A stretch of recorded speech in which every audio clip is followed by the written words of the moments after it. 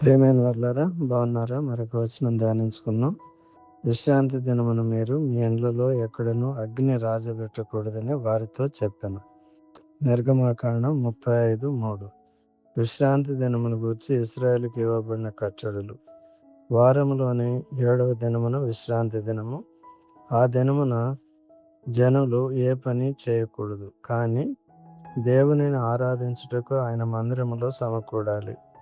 ఒకసారి ఒక ఇశ్రాయేలుడు అరణ్యంలో కట్టెలు ఏరుచుండుట చూశారు. అప్పుడేం జరిగిందో చూడండి. ఇశ్రాయేలీయులు అరణ్యంలో ఉన్నప్పుడు ఒకడు విశ్రాంతి దినమున కట్టెలు ఏరుట చూచిరి. తరువాత యెహోవా ఆ మనుషుడు మరణ శిక్ష నొందవలెను. సంఖ్యాకాండం 15:32-35.